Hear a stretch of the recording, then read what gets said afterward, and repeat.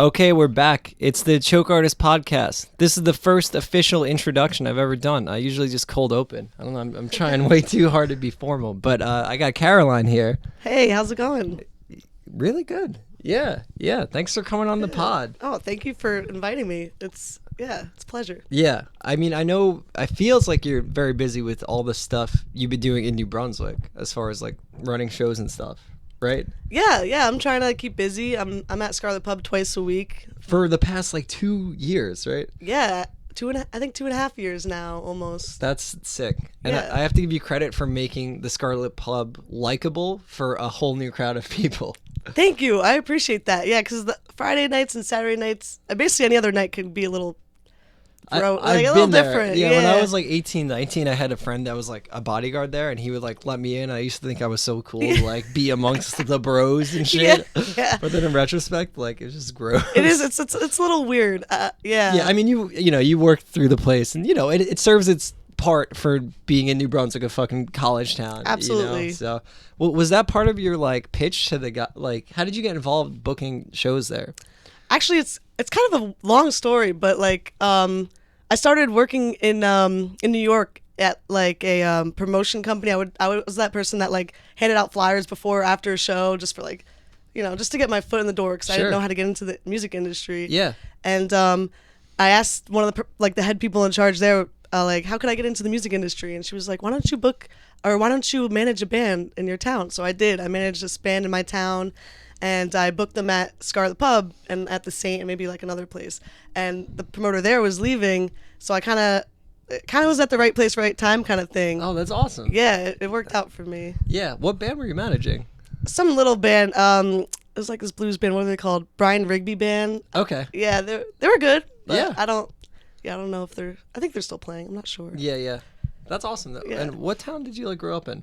I grew up in Madison, Okay. New Jersey. Cool. Yeah. So not as much of a music scene there, I guess. Not really. It's actually pretty sad. There's not much going on there at all. I mean, Morristown is pretty close by, and there's a lot of I've heard stuff. good things about Morristown, actually, yeah. As far as like a nightlife city and like stuff to do. Exactly. Like it's a big bar hopping kind of scene. Okay. There's not really any music venues there. I mean, I think some bars have live music, but I don't know of any music venues except for like the Mayo Theater. But it's a theater, which so they is, have like really big, right? Yeah, it's like they don't really have like local shows. Or anything. I mean, as far as like smaller local shows, it's like Asbury Park, Montclair, New Brunswick, and like suburbs and house shows. I think really Red Bank has like some cool stuff usually. Yeah, and Long Branch. Yeah, there's really not. I don't. Yeah, New Jersey's it's weird. It's spread out like where everything's like kind of an hour away or like 45 minutes away. But I mean, I think all the stuff you've been doing there is really cool. Thank you. And it's every Wednesday is open mic. Yeah. Which I've been to, and which I did a rap set at. Which You did. Yeah, and it was amazing. You can rap, man. Maybe not amazing, but thank you. No, it was really good. That was the only time I ever did rap live. So. Oh, really? Yeah. That's awesome. And, yeah. It was a lot of fun. I remember you were doing a rap show, and I think I was just there hanging out. Because the thing about the shows you run there that are cool is, like, it feels like a hang. It's not like... It's so different than what Scarlet Pub usually is, which is, like, loud DJ and, like, super, like, tight. Like, I don't know. And I've been to shows that you've done that are packed out and still, like, just have a really cool vibe, so... Yeah, thank you. I appreciate that. I think it's just really the bands that come in and the people that they bring. Like, it's... Everyone's just really cool. They look after each other. It's nothing weird. Everyone's. But you helped curate that, I think. Like you picked the bands that come through. Yeah, You kind of like set the tone for like the open mic and stuff, right? Yeah, I guess so. Yeah, but I guess I don't know. Yeah, I think it's a team effort. It totally is. I mean, that's like DIY in a nutshell. Is that like everyone's putting their hands in, like everyone's on the same page, Yeah, so, exactly. And now you just started like a production company, like Embrace DIY Productions. Yes. Right? Yeah. Okay. So what do you see like as a goal for that compared to what you've been doing? Well, I made that so I could, I guess, be more professional. I hate to say it, but I wanted to book at other places and maybe they'd take me more seriously if I had like my own production company and I have a website and I could show them, I make my own flyers. I do a lot of stuff. I promote for them. Totally. So I did that, and basically my end goal is really to to open an all ages venue in New Brunswick. That's what I really want to do. That's why when I was listening to the show with Matt, I was like, talking. I was like, I know it really needs to happen, and I've been trying for a while, and like you guys said, the rent is way too high in New Brunswick. They're asking ridiculous, and I'm like, how am I supposed to have an all ages venue where we don't sell alcohol? How are you supposed to make? No one's gonna pay like $10 at the door, and that's not gonna help pay for rent anyway if you pay. Totally. You know what I mean? Yeah. It's tough. It's crazy how many people are like for that idea. Like, yes, New Brunswick very badly needs an all ages venue, you know? Yes. It would help just so many things. And it helps like the community too. Like when you have a bunch of kids coming to like a strip of a street and like going into local stores and buying food and shit and like in between bands and hanging out, like that helps. That's true. Bringing people to the city that wouldn't usually be there is like would be good for like local economy at least. Yeah. So definitely. You know, I think in time it will happen. I think so too. Is if we find the right place and the rent is okay, you know, not like $10,000, you know, because dude, there was this like auto garage on Easton Ave, and it was like there was a sign up for rent, and I called the guy, and he was like, yeah, $5,600 a month, and it wasn't even what? And I even walked into like Knight's Deli across the street, and I was talking to him about it, like, you know anything about this place like that's up for rent? He's like, yeah, the owner's a sleazeball. He pushed the old auto mechanics out. He just raised rent on them for no reason, and I don't even know if there's anything in there now. It's a shame. Yeah, it sucks. Like, I don't know. Even restaurants with like liquor license, you know, a bar restaurant, they go out of business too in New Brunswick because rent is just too high. It's crazy. Yeah. So now you started doing shows at like other places, right? Like what was the place you were saying on Easton that you just booked at? Yeah, it's called Barca City Cafe. Okay. Yeah, it's at 47 Easton Ave, so it's down the street from Scarlet Pub. Yeah. And they have a really cool vibe. I'm able to do all ages shows there, so that's what I really like about it. Because it's a restaurant too, so that's cool. Yeah. And I just book like 2 bands a night or like a Thursday night. That's a good way to feel it out too. Yeah. Not like kicking it off with like 7 bands or something. Yeah. No, I like to keep it to like 3, to be honest. Like at pub, I keep it to 3 because no one has attention span. Like I don't even have attention span for 5 bands. That's a lot. It's true. Yeah. You know. Yeah, I agree. Like I think the days of 6-band bills are over. You know. I hope so. I mean, I see them around still. Me too. It's just a lot. It makes me sweat. Like, you ever like stand at a show and just start sweating and you're just like, fuck, I gotta get out of here. All the time. Yeah. Between that, like 6-band bills and like bands playing for over 26 minutes, I'll say. If you're like a local or like, you know, like you're not like a headlining band, 26 minutes is where I feel you should max out. Like, 26? Is there a specific reason for 26? Well, all right, I'll usually say 23 to 25. I'm being generous for the podcast. I feel like some genres of music more than others, you could play a little longer, but like for a lot of the music I see and play, it's like, do 7.5 to 9 songs maybe, you know? I've literally watched a band set before that was playing. It was like 32 minutes into the set, and I thought to myself, fuck, this is starting to feel long. And I looked around the room, and within that song, I saw 2 other people in the room yawn. It's just like... No, I see what you're saying completely. I agree with it. It does get a little... I try to keep, like, at Scarlet Pub, they're 30-minute sets, because people, you know, they bring all their gear out. It's like, I don't want to give them a 20-minute set. It's also a bar, too, which is a little different. And it's a 3-band bill. That's true. Okay, yeah. It works that way. Yeah. I think I'm just being petty with, like, the 4 minutes. Like, no, it has to be 26 or less. I mean, no, but I understand. I'm with you. Yeah. I mean, I've run shows where, like, bands play too long, and then the show goes late, and then, you know, the last man gets dicked over, you know, so. Yep, I've seen that. That sucks. Yeah, it's just, like, a common thing, because you have to have, like, super foresight to, like, be aware that it's going to happen. And, like, even then, you have to kind of be a dick, where, like, a band's like, we're going to play 3 more, and you're like, no, you're not. Oh my god, it took me so long to like put my foot down with sometimes because I was just too lenient. Like you said, I'm like, oh, okay, play. And I'm like, wait, what is? No, you can't do this. It adds up seriously because 10 minutes there, and then like if a band takes too long to break down or set up, and like. Yep, and that happens sometimes. Yeah, the common trials and tribulations of being a show promoter. Yeah.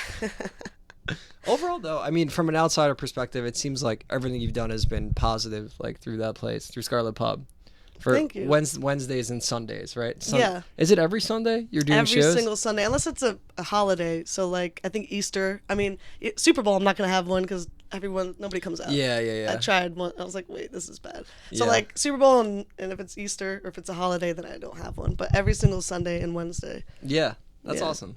So tell me about like so you said you started working in the city to get like involved in music. So did you like go to school up there or? No, I actually went to school at Rider University. Oh, okay. Which is Lawrenceville, yeah. Yeah. But I was just trying to find a way in somehow, so that's why I was working. And I was also working for some guy in Philly. He was putting on shows and he needed help, so I was like, oh, this is a good way to get into the scene too. Yeah. Even if it's New York, Philly, I end up in New Brunswick where I wanted to be actually, because that's like my favorite bands. Like Thursday came up in Basswoods in New Brunswick, so like being like involved in the scene here is like a big honor for me. I know it sounds cheesy, but like Thursdays, like, no, that's what's up. That's yeah. cool. Yeah. I mean, that's where like having an encouraging like DIY scene comes in handy. Like thinking about all the cool bands that came out of that era. Yeah. Like Midtown. Thursday, Saves the Day, Midtown, My Chemical Romance. Like, I mean, this town has history if you go back to like Lifetime and like the Bouncing Souls too. Like, Oh my God, yeah. who like even if I think Souls might have been like Asbury based sort of. They still played here a bunch. You know, so many great bands came out of this area. I think the Souls were credited for like starting the first Basement shows in like '86, weren't they? I didn't Lifetime know that. and the Bouncing Souls. I'm That's pretty awesome. Sure. That's really cool. But don't quote me. I don't know. I'm pretty sure I read that. Some fact checker out Yeah, there. yeah, we should check that. Yeah, my friend used to wear his like Bouncing Souls hoodie I remember in middle school, and one of the teachers would be like, "Yeah, I used to see that band in New Brunswick." That's cool. Like, yeah, it is. You know, it's cool to see that. Like, Yeah. it makes me like proud to be from New Jersey. Like, New Jersey like punk history sort of. Definitely. Yeah. Yeah. So you're in New York. You're handing out flyers for shows, Yeah. which is like a not a tough job as far as like what you have to do, but it's just like people all day just being like, get the fuck out of my face. Yeah.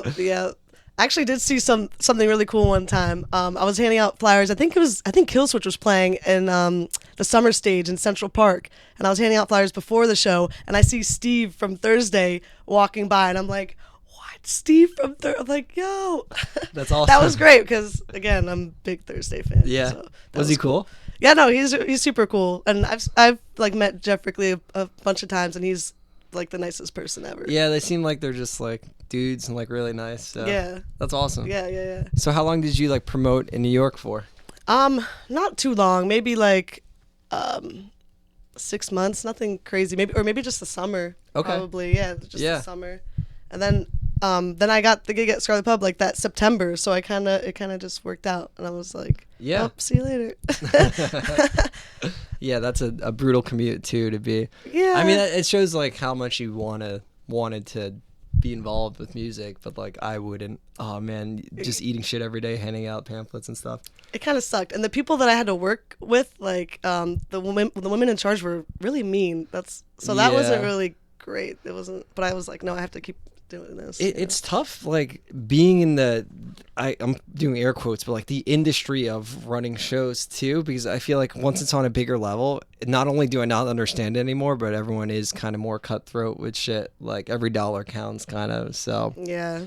I'm the cool thing about doing your own thing and like mid to small level, like you could still book tours at a bigger level and like still be DIY in my eyes. Like I don't think selling out is just like being successful, you know? It's Right, like yeah. it's like doing shit on your own terms and like paying people when they deserve it and stuff, and like being accountable, I feel like. Yeah. So, I mean, I think Chance the Rapper is a perfect example of being successful and not going under a label or no taking label at all. This guy right? is like super. I have no words. He's amazing. Yeah, Like, he that was the changed coolest a thing. lot. Like he changed how people perceive it. Now like people are questioning if a label even matters.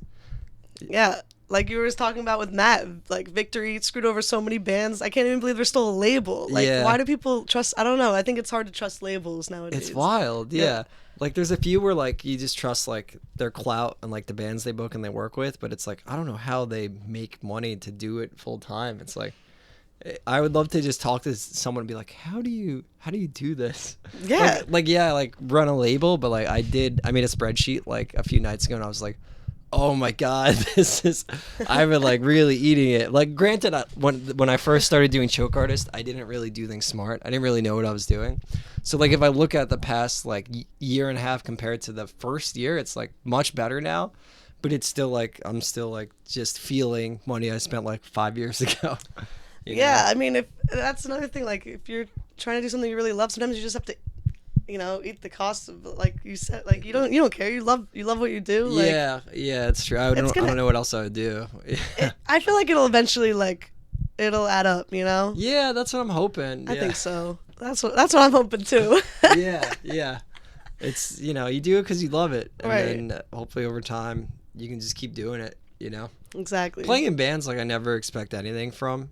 Putting out records, like, I just want to break even, like, on most of them. And I have on, like, some of them, but some of them, like... That's awesome. Yeah, it's a good feeling, because putting out vinyl is, like, stupid money. Like... Is it? I bet it is. To put out, like, 300 records, it's, like, probably, like, $1,800. What? Yeah.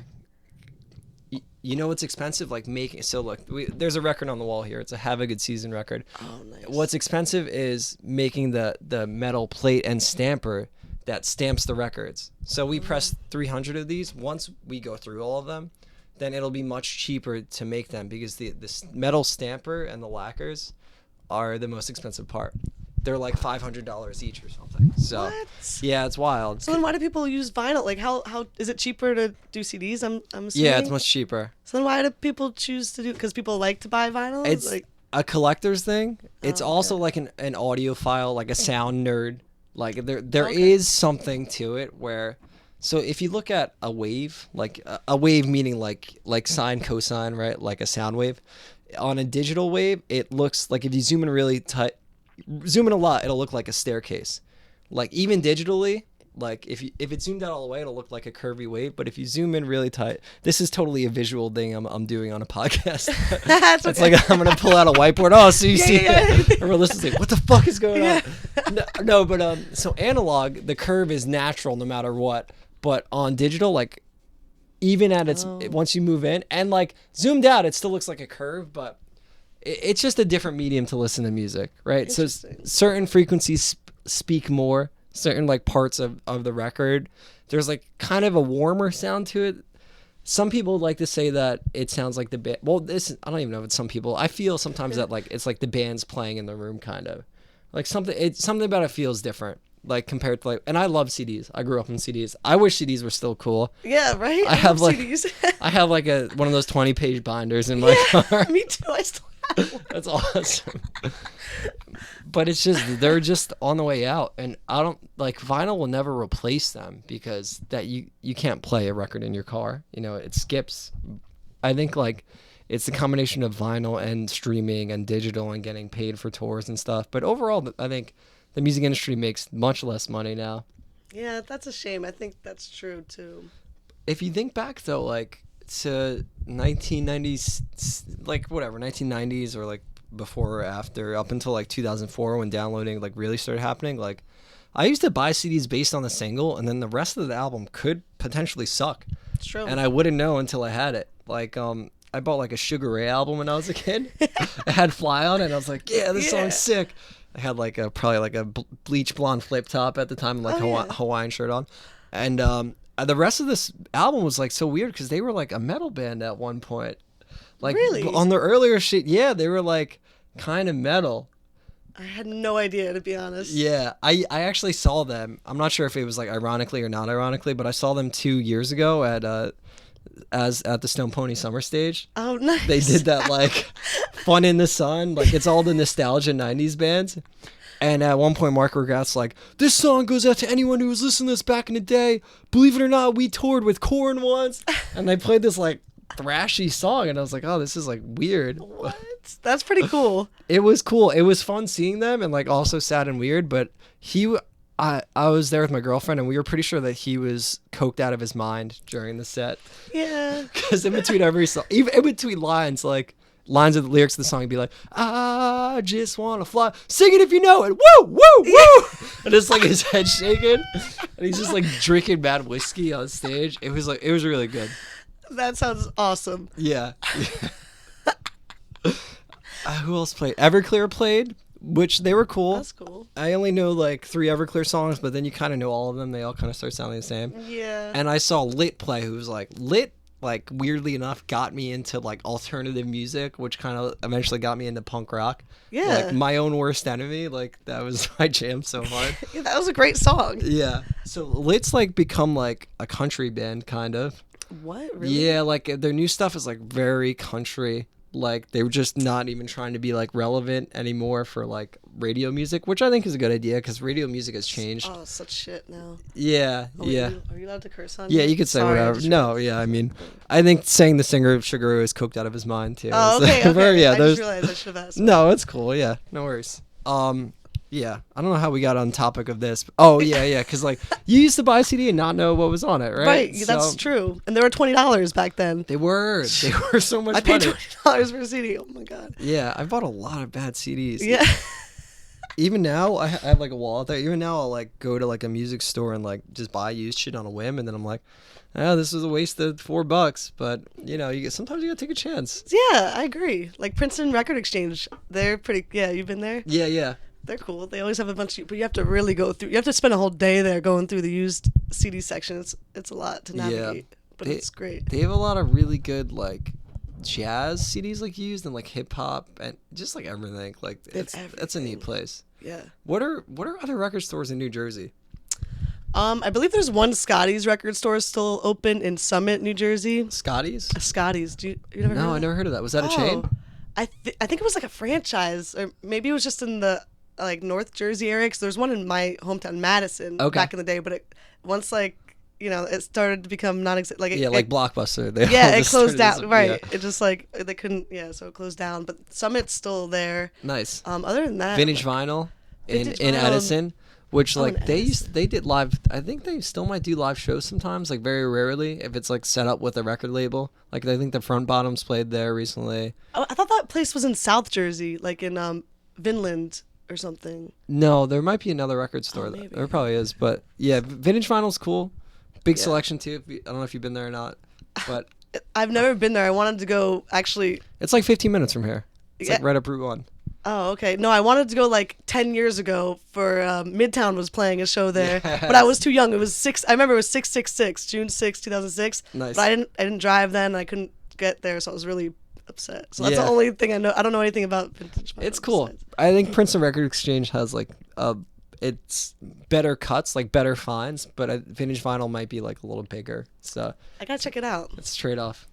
Yeah. Yeah. There's also Spina Records in New Brunswick. Fuck yeah. I forgot about that place. Yeah, that place is cool. And Chamber 43 in Highland Park is also another local. I've never been there either. Yeah. Well, I've never been there, yeah. Yeah. I know someone who works there. I gotta check that out. It's coming back. Like record stores, I mean, there probably were more, but I think a lot went away when like they realized they can't sell a CD for $20 anymore. Right.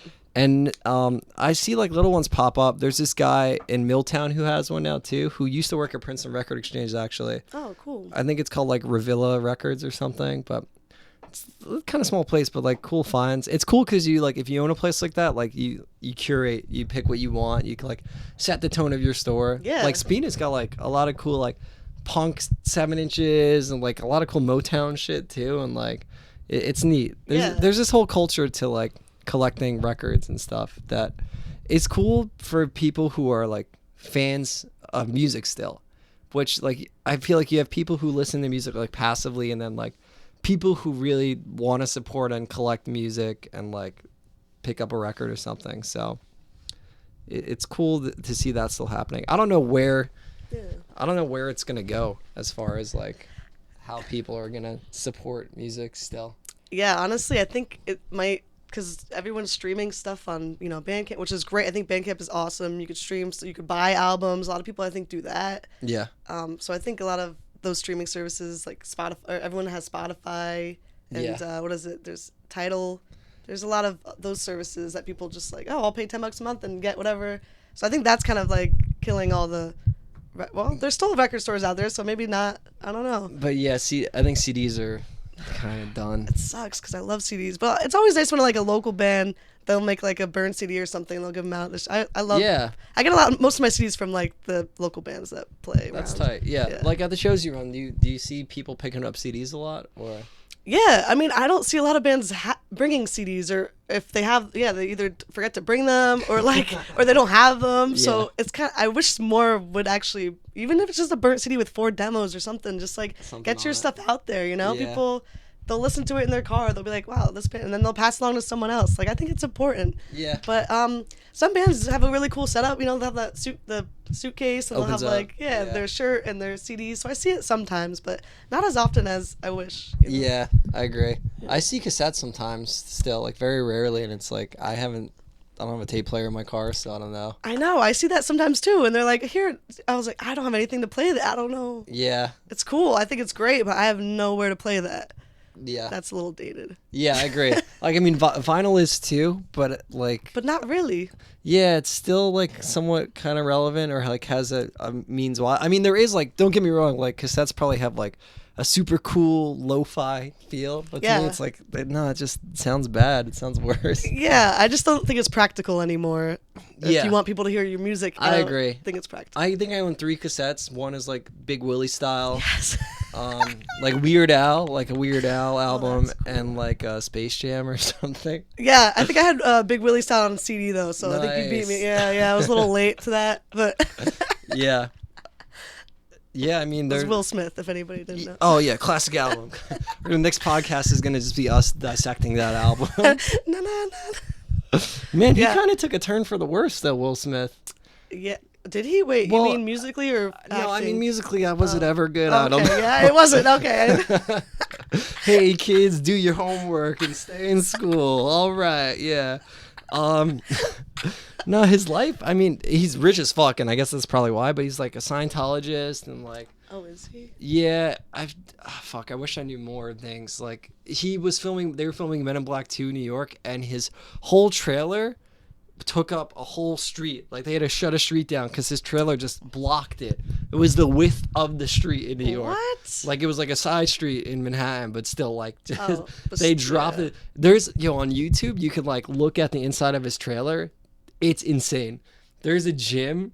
There is, like, a kitchen, a bathroom, like, an elevator. It was fucking wild. Whoa, wait. I need to look this up. Anyone out there that's, like, idly listening to this and needs something to distract them, look up Will Smith's trailer on YouTube, because it blew my fucking mind. It's nicer than this house that I live in. It was, like, really tight. Damn, that's crazy. I did not know this. Yeah.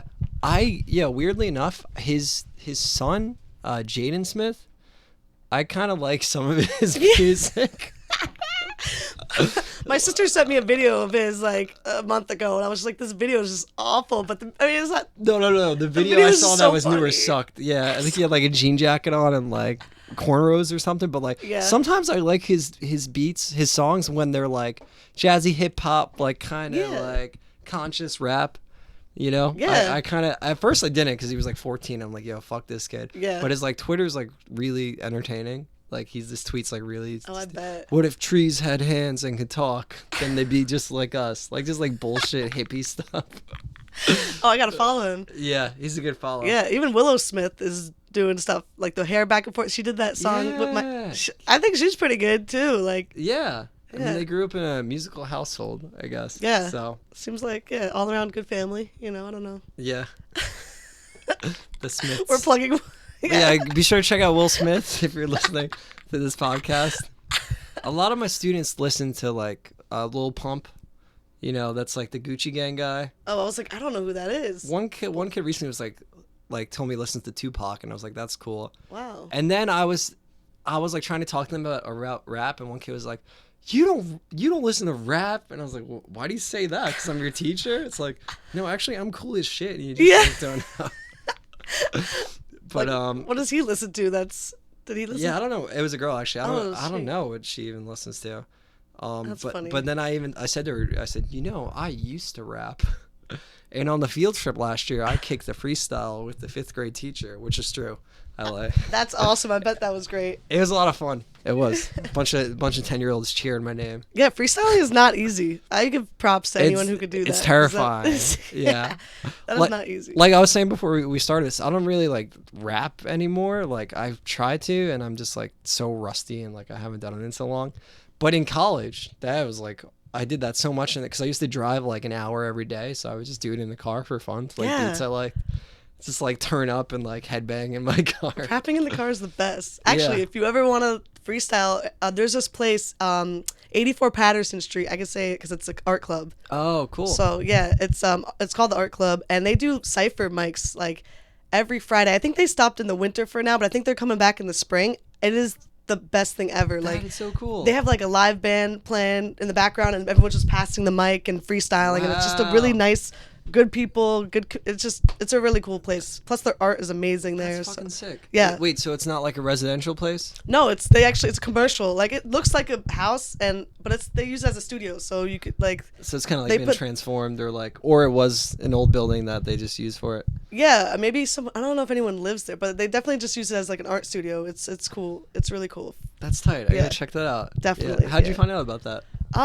One of the guys that runs it, he would come to Pub. I think I just met him at like an open mic a couple years ago. And then like he would send me like, hey, check out he'd send me like flyers through Instagram and be like, come out. So I came out and I was like, this is so fun. Yeah. It was so fun. I'm definitely gonna go to one of those. Yeah, they actually got me on the drum. Like I played drums a little bit, and the guy needed a break, and he's like, anyone play drums? And my friend was like, her, and I was like, no, stop, because I'm so shy. I don't play in front of people really. Yeah. And so they actually got me on the drums, and that was really cool. Oh, that's awesome. Really fun. Yeah, so it's really just like everyone's just having fun. Yeah.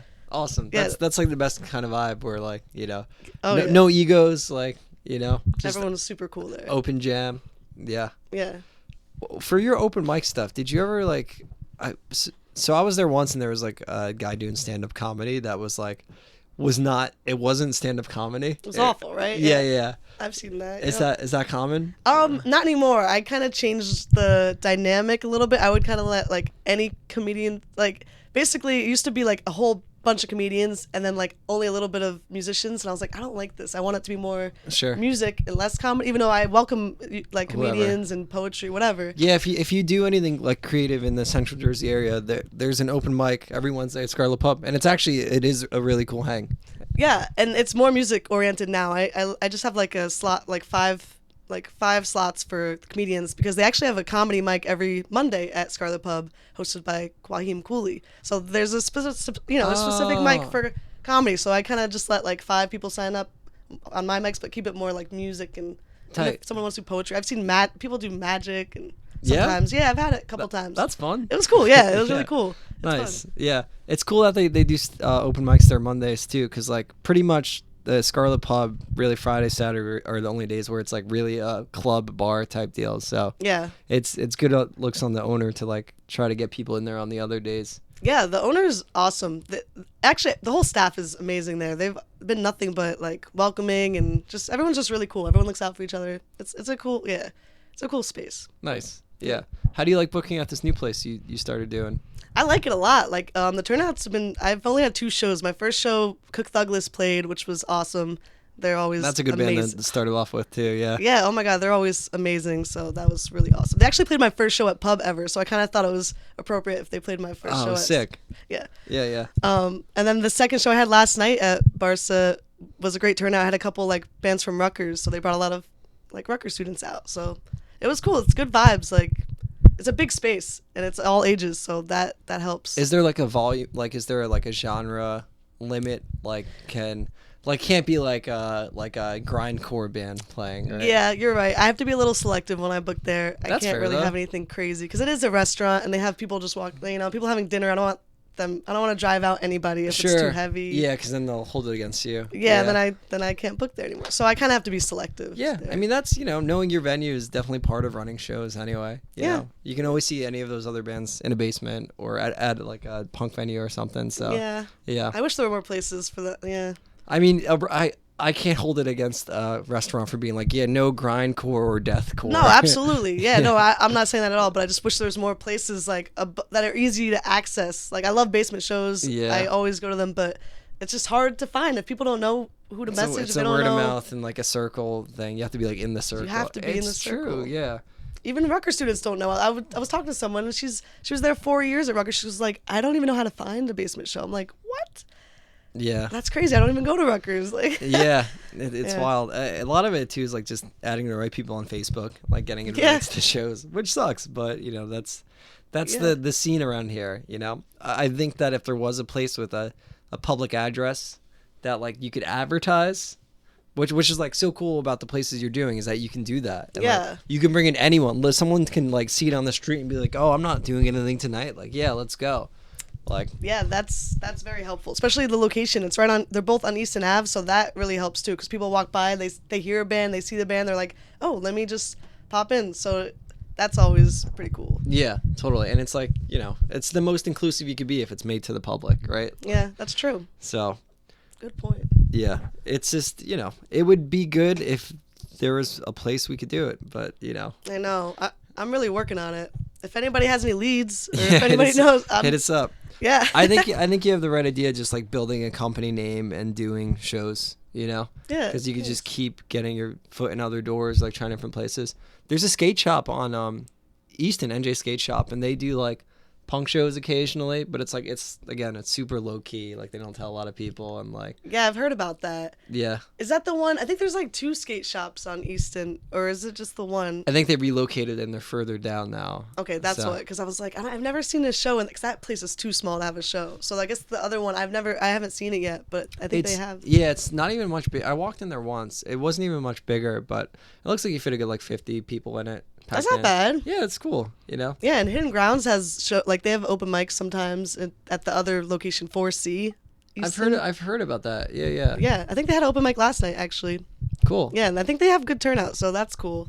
Yeah. It's a local coffee place, you know. Yeah. Totally. Yeah. I gotta make it out to some of those. It'd be cool just to like do something somewhat cultured instead of like just being a couch bum or whatever. You know. I'm sure you're not. For the most part, You're no. busy. You're in like 5 bands. Yeah.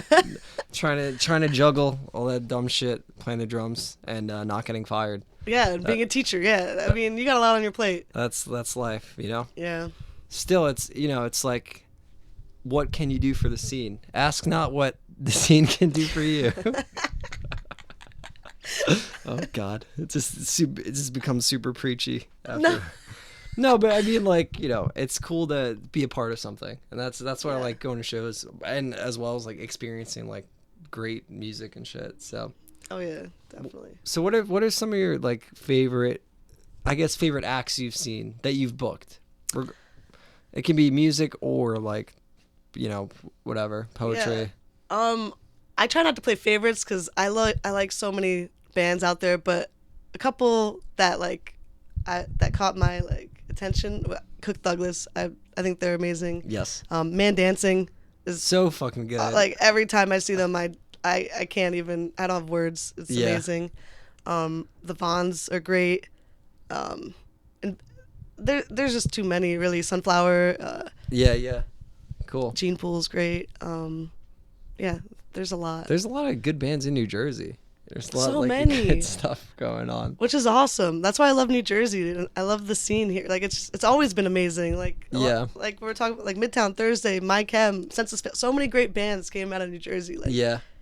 you know. It's just like a good place because I mean, I feel like it's harder to do what we do here in New York. It's even harder. Oh yeah. Like, Definitely. having a space and like building a scene up and stuff. It's also just different because it's New York. It's like one of the biggest cities in the world. So There's a lot going on there. yeah, you're just competing with everything. And like you get that here too, where there's like 3 shows on the same night. Yeah. But I mean, at least everyone here is mostly like, if you're going to shows, you at least know you're in the know about like other shows happening and stuff. Yeah. So I don't know. I wouldn't want to live anywhere else. I don't think. I've thought about that for a long time, and it's like I don't know where else I could end up really. This is a good spot. Yeah. Yeah. Yeah. There's just a lot to do. Yeah. Where do you see like yourself going with like music? Ideally, let's say like everything works out. Ideally, where do you see that like booking and everything going? Well, yeah, like I said, I really want to open an all ages music venue in New Brunswick that people could play, like a ton of different bands, like you know, hardcore, whatever type of bands could play there. But I really like Starling Ballroom. I think is a great venue. I think I've been going there since I was like 15. Like I love that place. So like a type of venue, like having that, I like in the end game, that type of venue would be really cool because it's like not too big and it's not too small, and they could have like all ages shows and they still have a bar, so they could make money that way too. It's true, because it's really hard to make money in like without basically alcohol. just to afford rent. That's all I need to do in New Brunswick, but rent is way too high. And if I have an all ages venue and there's no alcohol, that's like making money is really difficult. Because the kid comes in, pays maybe $6 to $8, and then what else do they spend money on? Exactly. That's I'd it. have to have something, maybe a dispensary. That'd be pretty cool. Yeah, that'd be It's about to be really legal. cool. I'm really thinking about it. Yeah, dude, I started going for my legal card, actually. Oh, yeah? And then I bailed like a true fucking pothead.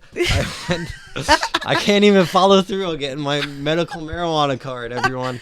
It's so hard to get medical in New Jersey. I know, I'm eligible. I have Crohn's disease. Okay. So I've had it for like, I think 10 years. And I used to have it really bad when I was a kid.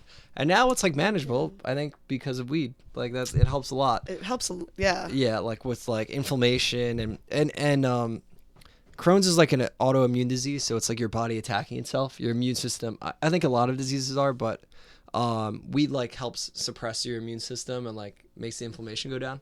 So I was going to this doctor in Lawrenceville, actually. Oh, okay. I was driving from here, New Brunswick, before work every day to get there at 7 a.m. I only visited twice. I think one time I went on a day off, and then the next time I went before work at 7 a.m.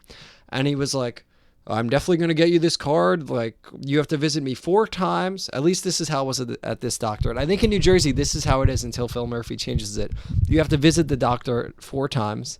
And then after that, you have to visit every, like, 3 months still. And, like, I never go to the doctor, so I was like, but this already sucks. I've seen this guy twice. I don't want to do it.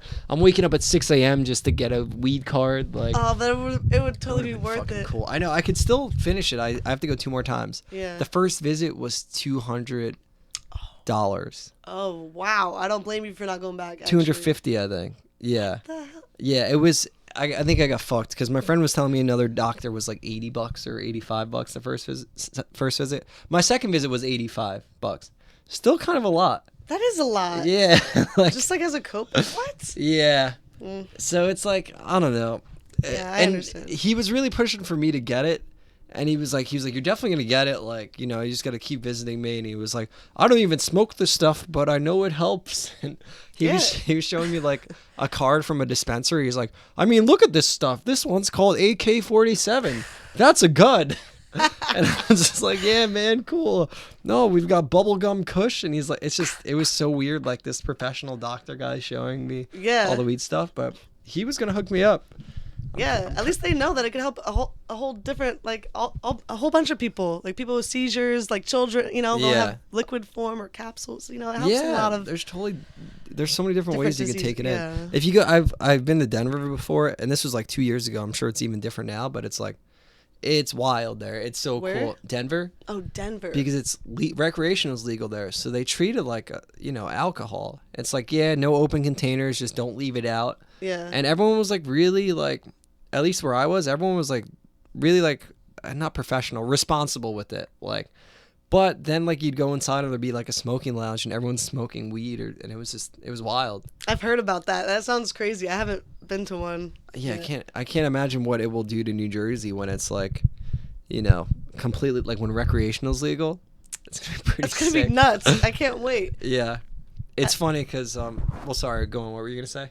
No, nothing. I was just gonna say like all the older teachers I work with, like women and men, like people in like their 40s and 50s, like traditional family values people. Yeah. They all hate weed Oh, because yeah. like they have kids now that are like 18 or 19, 20, and like they do weed and they're like, oh, it's just so bad. Yeah. No, I know. A lot of people have like really negative outlook on it, but I guess they didn't do their research because it can help a lot of people. I mean, some people don't need it, but hey, whatever. It's not killing anyone. No one's died from smoking weed. I don't see the problem. Yeah. Even if you don't smoke it, who is anyone bothering if you smoke weed? Yeah. Drinking is so dangerous. Like, people die. People kill other people in cars driving all the time. Like, how is that legal? That shouldn't be legal. Yeah. And if you look at violence from alcohol compared to marijuana, like way more from alcohol, Nobody smokes and gets in a fight. I mean, not usually, they'll rare. just like eat some Cheetos and pass out, just do Something nothing. Like, And I think that's an argument is that like, oh, it makes you not want to do anything. It makes you lazy, but it's like, that person was probably going to be lazy anyway, Yeah. People can still smoke weed and be busy. I agree. Yeah. So, hopefully, I think by March they're saying Phil Murphy will push it through.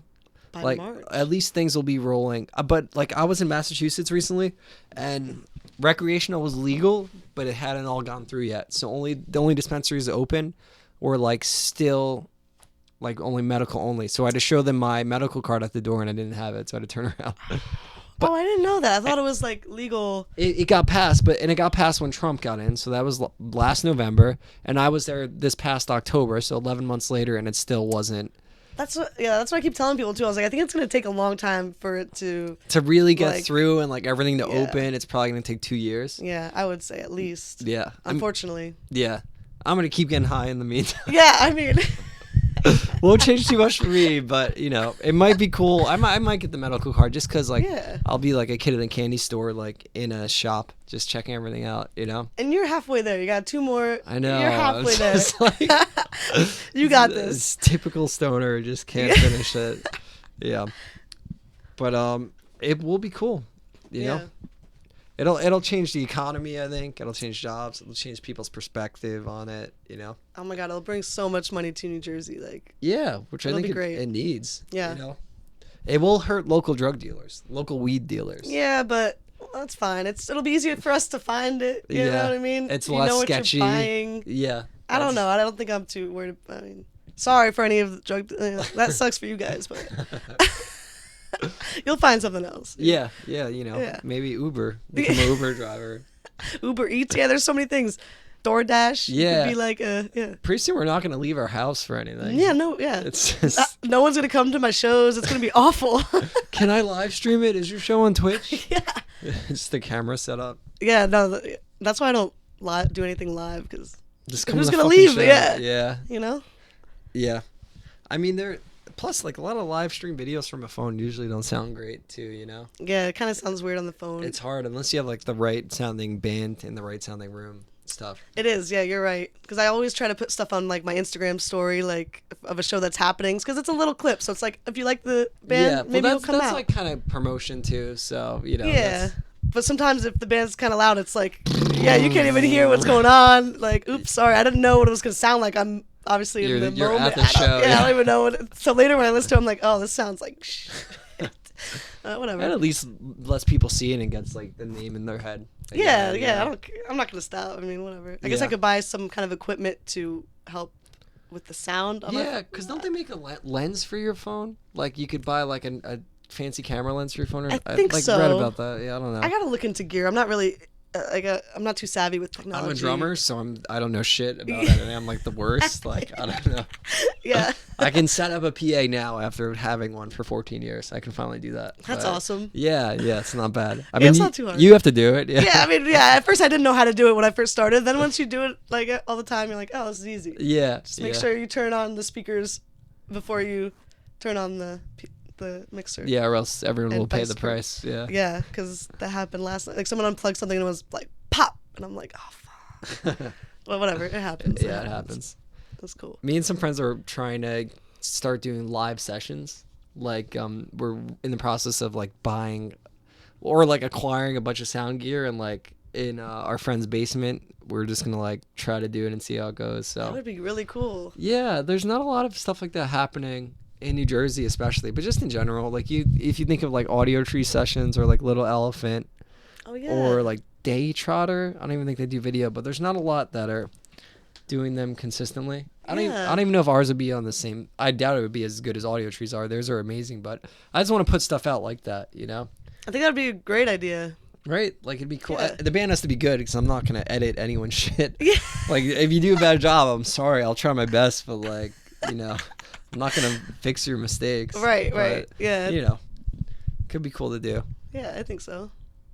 I have some. I don't know if I was talking about this with Matt on the podcast we did or off of it, but my friends in Tampa, Florida, they started doing shows out of a tattoo shop called Lucky You Tattoo.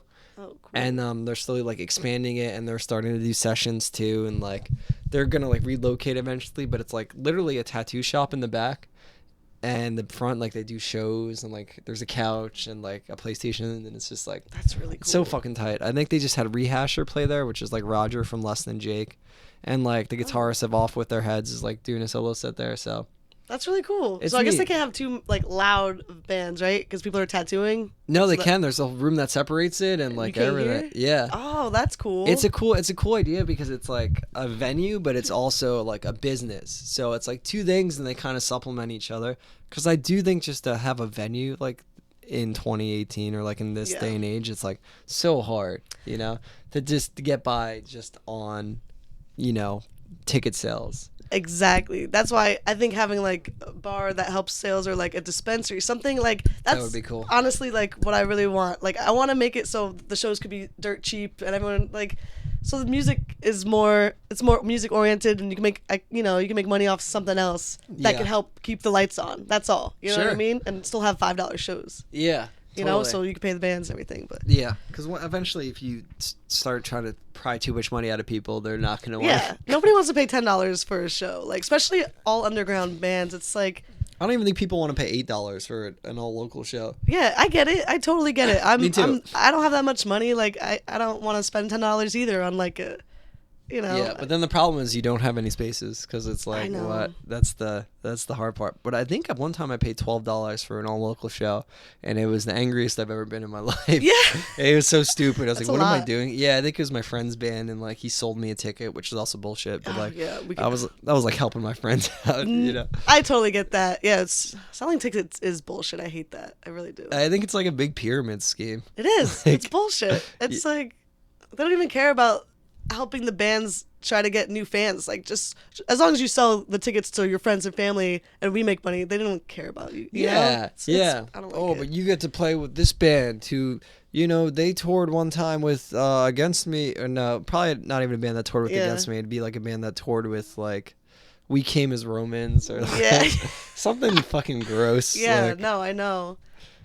Yeah. Do you have experience like pay to play? Well, did you play out like shows? Did you play shows ever, or just like you're just like me playing shows? Yeah. Oh no, I've never played in a band or anything. I just You've play just, for like, fun. I jam with people sometimes. Cool. Yeah, that's Cool. just my extent. Yeah. But you've just like been around people like having to sell tickets and stuff. Yeah, I see it all the time, and nobody. It seems to me that no one really likes it. Yeah, it because you have sucks. to like work really hard to sell the tickets, and they're like $10 tickets, and nobody wants to. Yeah. It's kind of a lot to ask. Of people. The one upside I can kind of argue, even though I'm so against selling tickets, is that it guarantees that person will be at the show because they bought the ticket in advance. It's like, well, guess what? Now you have to fucking commit to the show. That's true. Because there is something now where like it's harder to get people to commit to things. Like there's a lot of like everyone has a fear of missing out, but everyone's also like super tentative these days. Like, oh yeah, maybe I'll check that out. Yeah, So, that's totally true. I agree with that because a lot. I noticed like the day of or maybe the day before. I think like more people will be interested in looking at the event. But like if I invite people like a month, people are like, "What? This is a month? Like I'm not thinking about this." No one wants to think that far, and I get that. yeah, yeah, totally. But my least favorite thing is like the false Facebook RSVP. It's like if someone says they're coming and they don't show up. I'm like, I keep tabs. If you're out there and you've done it to me, I know you've done it. I'll never bring it up, but I know. I think I've done it too. To be fair, like, look, shit does really come up, No, that's true. That's happened to me before. But I don't know. There's people that just do it so much, and I'm like, why are you doing this to me? Yeah, I mean, for one thing, it's annoying, but then the other thing, it's like, you know what, whatever. It shows up on their feed, and maybe someone else will see it. That's true. So I don't mind it that much because I realize that happens. So that's a much nicer and less cynical way to think of it. Yeah, because it helps promote it. So whatever. If you want to say you're going and you don't actually ever go to the show, maybe someone that you're friends with will see it and go. So yeah. I'll take it. I think there's like a Hard Times article that's like, man attending 3 shows in one night according to Facebook. Yeah, it's like 6. Yeah. I saw that. That's true. People do that, and you know what? Fine. You could keep saying interested in going to the shows. That's cool. If that's that how helps. you choose to support the scene, then more power to you. Yeah, yeah. To be honest, I wish more like local bands would promote their own shows to throw that in there. Yeah. I see a lot of like I don't mind promoting, but it's like if it's just me, that's just one end. Yeah. Like every person in the band could reach a lot more people if we all work together. It's true. So it's true. Like we were saying before, everyone's got to put their hands in and like kind of work towards the same goal. Yeah. It'll end up being a better time for everyone. Yeah. More people at the show, more fun, maybe more money. Yeah, more money for sure. Yeah, more opportunities to do more shows. Exactly. The owners are happy. Yep. It makes sense, but I see a lot of people just not sharing it or inviting. And I don't know. Whatever. I mean, it happens. I have bandmates that don't promote the shows that we play, and I'm like, wow, I get mad, and then I think like, well, some of them are like 29 now, 30. It's like none of my friends, like my childhood friends I grew up with, none of them go to local shows anymore. Really? Yeah. You know, it's like, and I get that, like getting old and aging out of it. It means you're boring now. It means my friends are boring.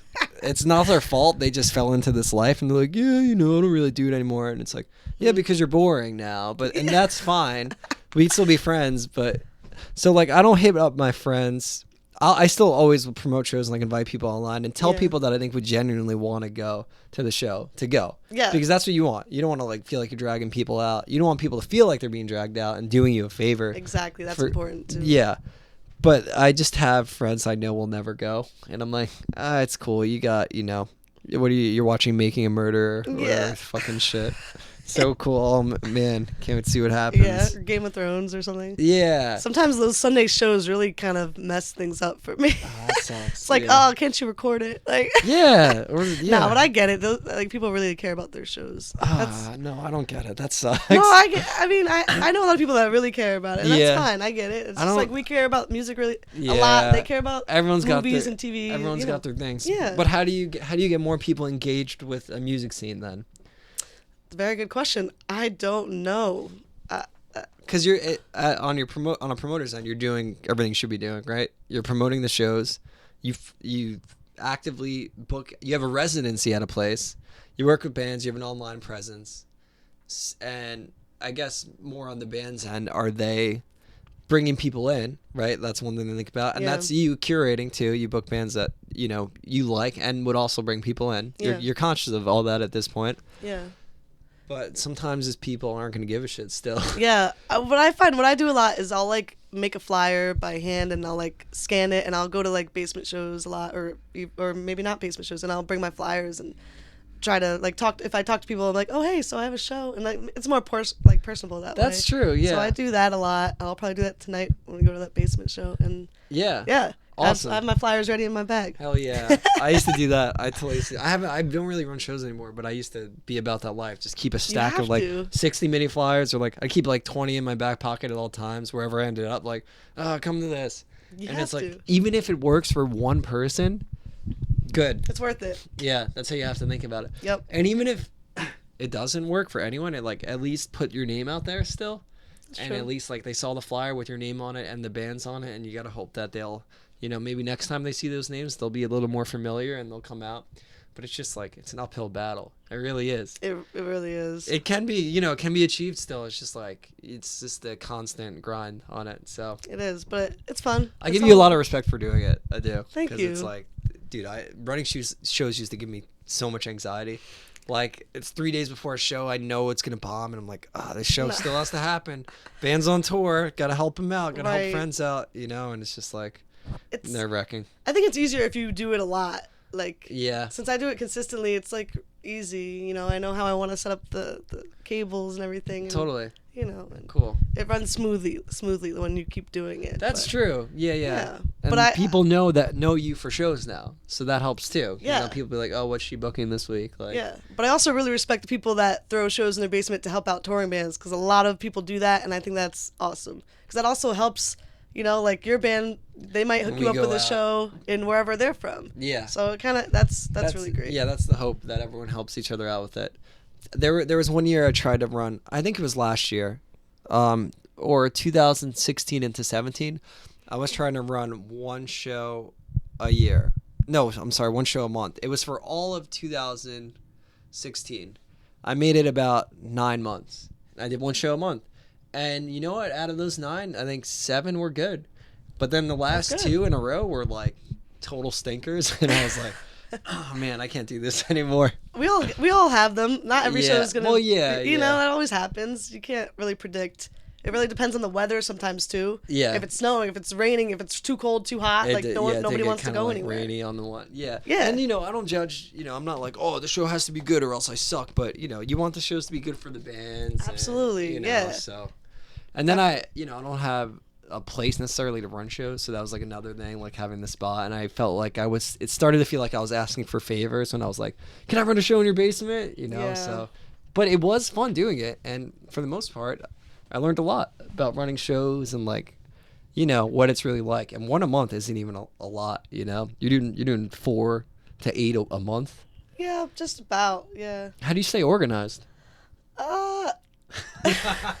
Just day by day, you know what I mean? Yeah, Like, I know I have a show every Sunday at Scarlet Pub, and I have my open mic every Wednesday, and then every so often I'll book like at Barca City on a Thursday, and I just take it day by day. Do you keep a list of like the bands on the bills and stuff? Oh yeah, like I have like a little like notebook that I book the band, so it shows like, okay, this day I have this one, okay, this one, That's So awesome. I try to stay organized that way and make Yeah. It's not too bad once you get the hang of it. At first it was like, what? Yeah, because it is kind of a lot. Once a week, because you have to promote it every time, and then you have to share it, and I'm probably bothering people all the time. They see all these event pages. They're probably like, oh, this again? Like, I don't care about these bands, but Yeah. I'm just trying to get these bands heard, that's all, Yeah. because Oh yeah. there's some really great musicians and bands out there. There are. Totally. Yeah. Well, yeah, check out Embrace DIY Productions, Yeah. right? And you have a site up, right? Yeah, the website is embracediynj.com. Awesome. Yeah. Cool. And is this live, by the way? No, Oh, no. okay. Yeah. It'll go up Wednesday. So Wednesday? Okay, Yeah. cool. So then the next show, next Sunday's show is going to be a good show. It's Joe Gallupo, Fence, and Heavy Flow. cool. I don't know if you've heard of any of them, but like... I've seen Joe before. Oh, Really Joe good. Gallupo's awesome. Yeah, Oh my I think he God. does a podcast too, actually. He does, yeah. Yeah, live from the dining room. Yeah, I was on check that that out one too. Yeah, that was fun. Awesome. Cool. Is there anything else you want to plug or? I think that's it. Yeah, just Yeah. if you want to check out my website, and I have Instagram, and and I put up stories for my shows that are going on. Totally. I'll Yeah. put that in the description for the episode. Oh, cool. Go Thanks. say what's up to Caroline at the Scarlet Pub Wednesdays and Sundays. Check out Embrace DIY. All right. Thanks. Thank you.